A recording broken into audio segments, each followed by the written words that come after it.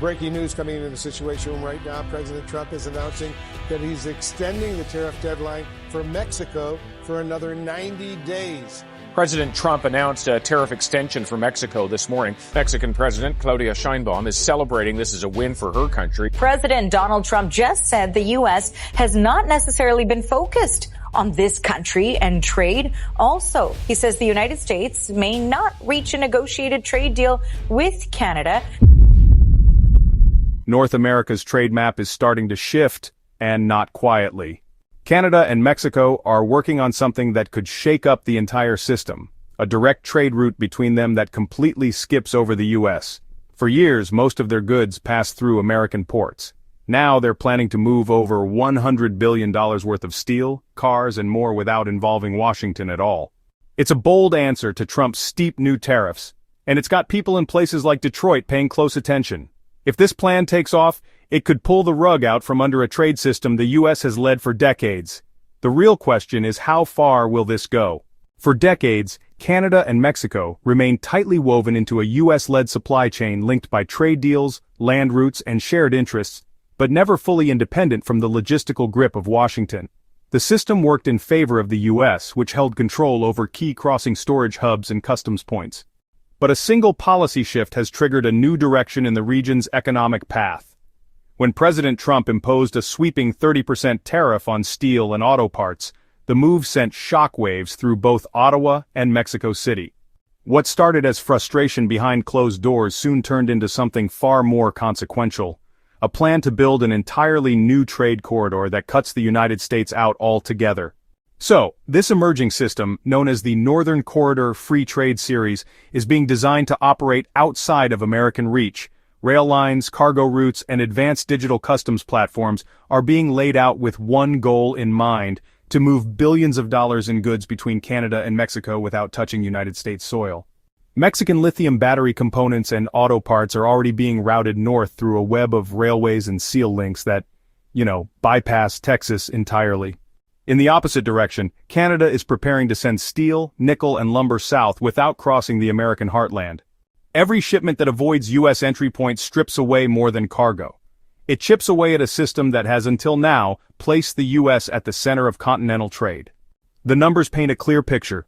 Around 15 million tons of high-value cargo that once moved through American customs will no longer need to. That change alone erases millions in processing fees, taxes, and warehousing costs that used to flow into U.S. revenue. The gain for Mexico and Canada is substantial. The loss for American logistics is unavoidable. Customs and trade data from 2024 show that more than $750 billion worth of goods from Canada and Mexico moved through U.S. borders, ports, and inland crossings. Out of that, roughly $138 billion was classified as hub trade, shipments that pass through the U.S. only to be processed or repackaged before continuing to their actual destination. That segment is now the target of the Northern Corridor. Both Ottawa and Mexico City want to redirect nearly half of that hub trade, aiming to shift $69 billion into their own ports, rail yards, and free zones by 2026. What makes this plan even more disruptive is just how many indirect earnings are tied to these movements. Every shipment that skips the U.S. avoids fees, fuel surcharges, and border declarations. Analysts believe the total loss to the U.S. over the next 2 years could reach $86 billion when including permits, insurance, customs duties, and transportation contracts that would otherwise be processed through American systems. A key piece of this strategy is already in motion on the western coast of Canada. Prince Robert, a deep water port in British Columbia, was originally modernized to handle large-scale trade with Asia. Now it's being refitted to serve a very different purpose. So, this ERB will anchor the Pacific Short Link, which is a corridor connecting Canadian ports directly to Mexican factories by way of sea and rail. Goods like Canadian steel and chemicals are going to be shipped all the way down to Mazatlan, and from there, they'll move inland using the Sonora-Durango Highway. In return, lithium ore that's extracted from Mexican mines will be carried north to Canada's booming Battery Valley up in Quebec. These shipments once moved through United States ports in California and Texas. But that traffic is gone now. Estimates suggest that the loss of tolls and fuel tax revenue from reduced highway usage will cost Arizona and Texas about $4 billion every year. Economists who study trade patterns are watching this shift unfold in layers. The first and most visible is the $69 billion in direct trade being diverted. The next layer involves services, trucking, storage, and customs handling, which is estimated at $17 billion in lost activity. Then comes the job and wage fallout, adding another $34 billion in indirect damage. Combined, the total disruption adds up to around $120 billion over a 2-year period. While the national impact on the United States economy appears small on paper, at around 0.44% of GDP, the damage is actually heavily concentrated in specific states. For Canada, this shift represents about 4.5% of GDP. For Mexico, it's nearly 7.6%. But in the American Midwest, the trade rerouting is draining close to 3% of the region's total economic activity. It's a deep wound in a part of the country already vulnerable to manufacturing slowdowns. The phrase, "North Belt without America," has started to appear in foreign press coverage. Once an unofficial slogan, it now reflects a full-fledged initiative. Canada's Export Development Bank has already committed over $2 billion Canadian dollars to the corridor.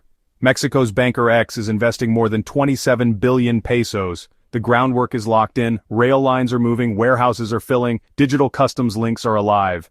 The infrastructure is too efficient to dismantle now. Even if tariffs were removed, companies are unlikely to return to the old routes. The cost savings are too large. Transporting goods through the northern corridor now costs $68 per ton.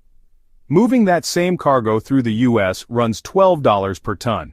That $34 price gap is a permanent advantage, and the systems that enable it are built for long-term use. There's a growing impact on energy flows as well. Canada's new liquefied natural gas terminal in Kitimat is planning to send 5 million tons of LNG per year to Mexico. That gas previously helped power the western U.S., especially California. With the new routes active, the supplies are being redirected to Mexico's industrial plants in Manzanillo.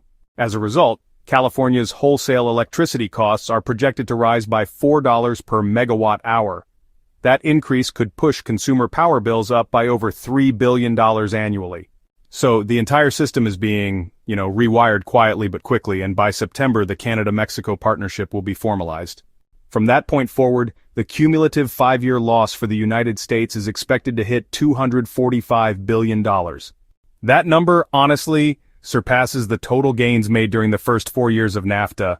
So, these changes are not experimental. They're actually built right into contracts, shipping schedules, and digital platforms.